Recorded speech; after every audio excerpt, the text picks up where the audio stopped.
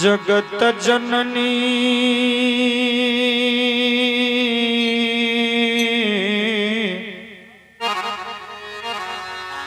जगदम्बा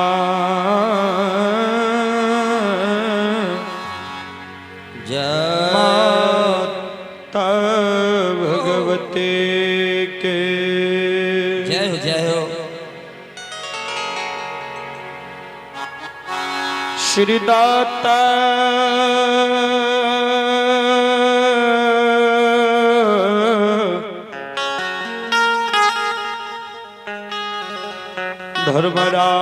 धर्मराज के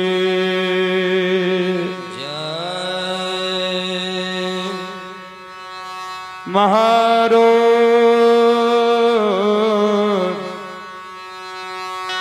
बजरंग बली के जय।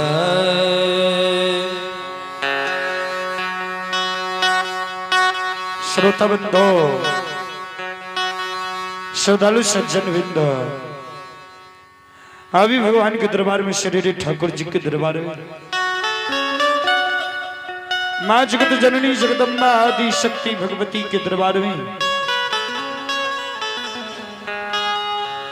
सबसे पहले मां की वंदना सुनल जाए। ओकर बाद अपनी सब भगवान की भक्ति के श्रवण करव।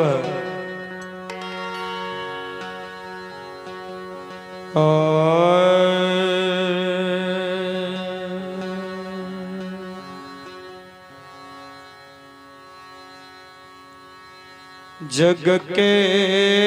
जननी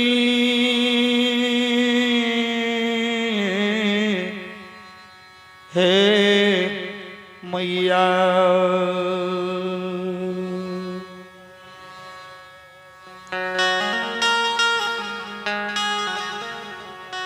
के तो राया है देवी माँ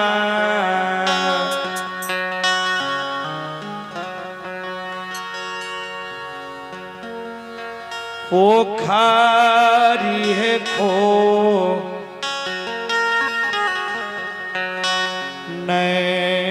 लका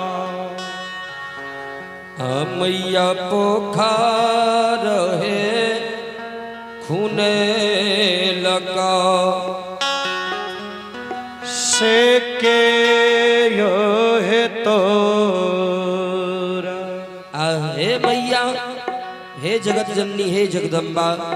हे भगवती मैं मन लगा चारो पार के यो है तो महारानी बन्हे लगा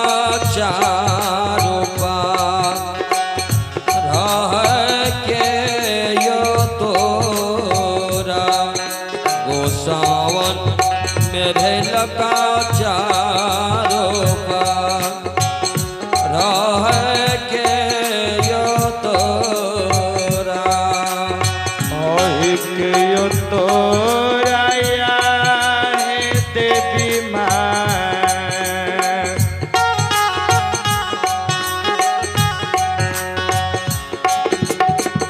पोखरी है लका मैया पोखर रहे खूने लगा कह के यो है तोरा हे महारानी हे जगत जननी हे जगदम्बा देवी माँ बनल का चारो पार के यो है तोरा गोसावन बन्हे लगा चारो पार के यो तोरा आके यो तोरा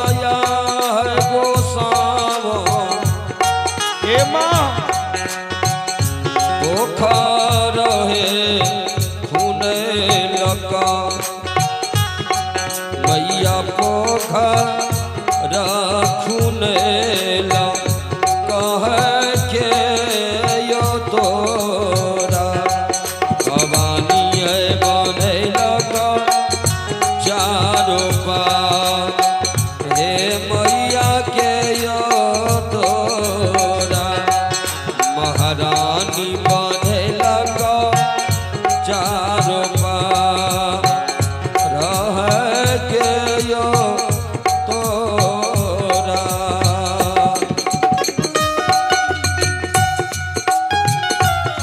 हे माँ आओ भगवान के दरबार में, श्री हरि ठाकुर जी के दरबार में, माँ जगत जननी जगदम्बा आदि शक्ति भगवती के दरबार में, अपने श्री राम लखन बाबू के धर्म पत्नी, अपने श्री राम लखन बाबू के धर्म पत्नी के और सब मालिक के दरबार में, माँ जगत जननी जगदम्बा आदि शक्ति भगवती के दरबार में शानदार 101 रुपया के दान लिया है। जय हो दाता की जय हो, अपने की समस्त परिवार की जय हो।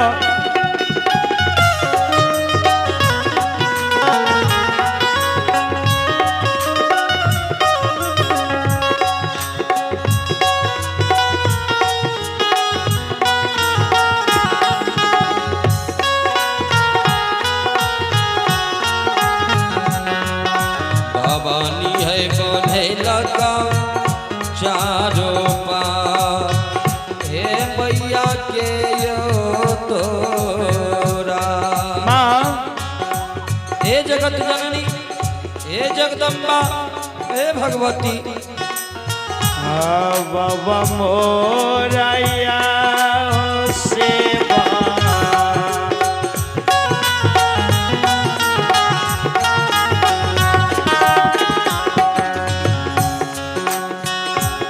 बाबा मोराया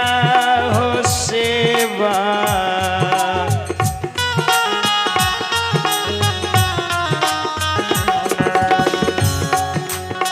पोखरी बाबू हो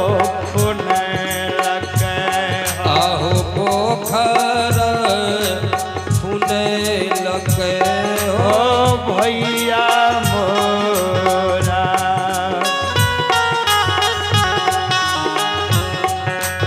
सेवक बनल के चारो पा भैया मोरा सेवक बनेल के चारो पार भैया मोरा आ बाबा मोराया सेवक ए मैया आ पोखर हो फुने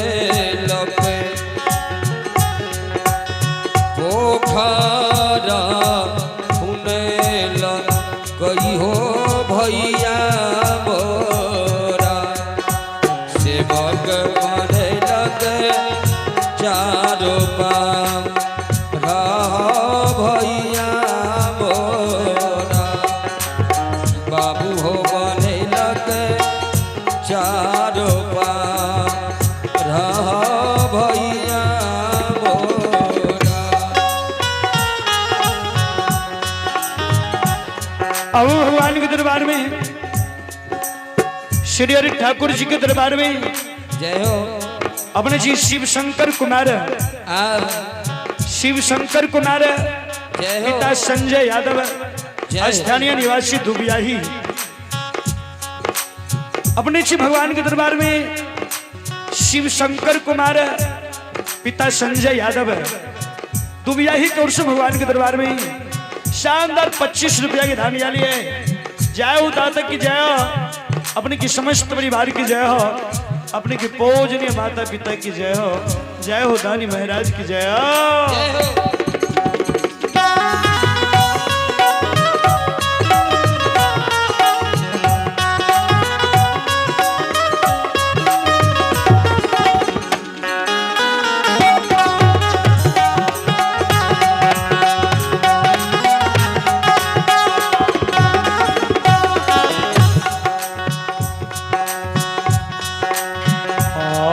स्नान करैल बाबा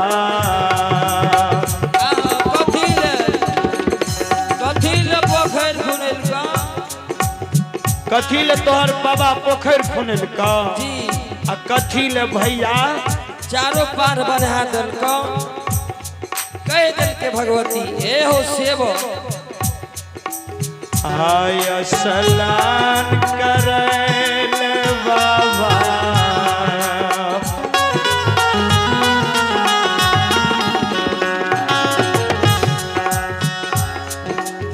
पोखरी हो अहो पोखर खुने लगई कहियो झुमर खेलायल जय हो जय हो जय हो बनल के चारो पार झुमर खेलायल सेवक बने लगई चार पार झुमर खेलायल स्नान करैल बाबा पोखर खुने लगे पोखर हो खुने लगे ओ झूमर खेलई जा बने लगे चारो पार झूमर खेलई भैया बने लगे चारो पार झूमर खेलई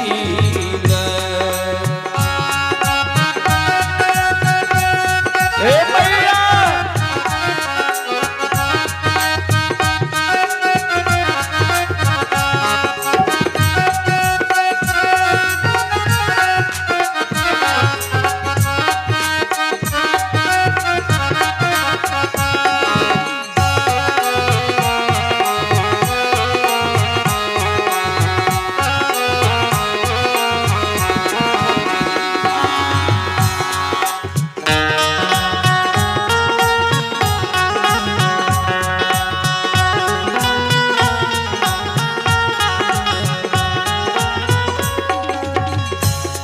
एक डूबले लदे दिहे माँ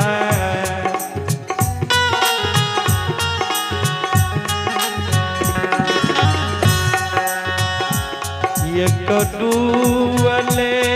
लदे माँ दुई डूबले मैया दुई डूबहे ले लगे है तेसारा डोब में दीदी मैं भाए गए बहा रहे तेसारा डोब में महारानी भाइये गले बहा रे मैया ते सोर डूब सावन भाइये गले बहा रहे ते सोर डूब एक डूबल रहे दुई डूबल लगे दुई डूबल कही है ते सोर डूब मैया है भाइये गले बहा हे मैया ते सोर डूब सावन भाइये गले बहा हे मैया ते सोर डूब सोलह सिंगार है गोसावा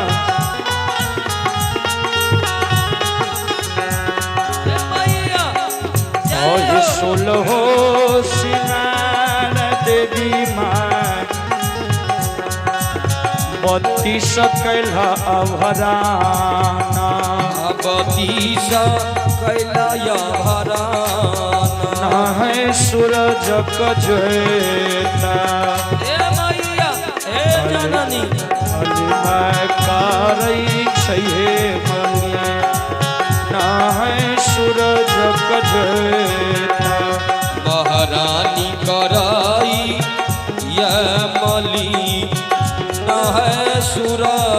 ज्योति भवानी कराई ये मली न है सूरज जो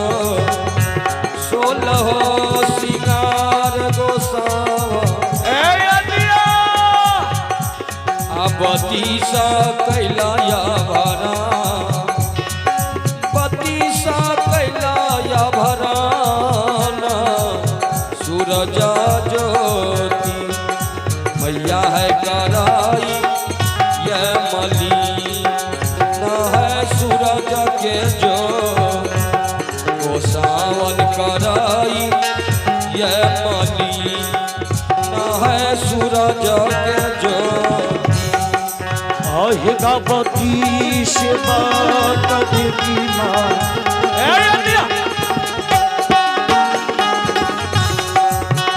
गवती शिवा कदेवी माँ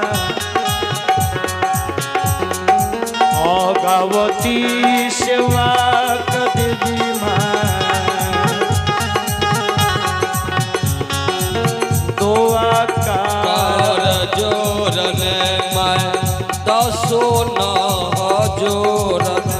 है क्षमा है कारिया भैया है कोटिया पारा है माँ फकारिया गोसावन कोटि अपरा हे मैया क्षमा का गावती सेवा कदेवी मारे गावती सेवा कर जोरन मैया सोना जोरन सावन कोटि अपरा हे मैया माँ भगारिया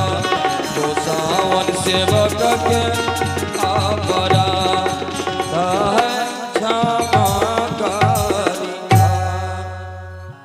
अब वो भगवान के दरबार में श्री हरि ठाकुर जी के दरबार में अपने श्री सूरतलाल यादव स्थानीय निवासी दुबियाही गौर से भगवान के दरबार में शानदार 101 रुपया के दान दक्षिणे और श्री भगवानी यादव दुबियाही गौर से भगवान के दरबार में शानदार 51 रुपया के दान दक्षिणे। जय हो दाता की जय हो, जय हो अपने की समस्त परिवार की जय हो, जय हो अपने के बोझ में माता पिता की जय हो, जय हो, जय हो दानी महाराज की जय हो।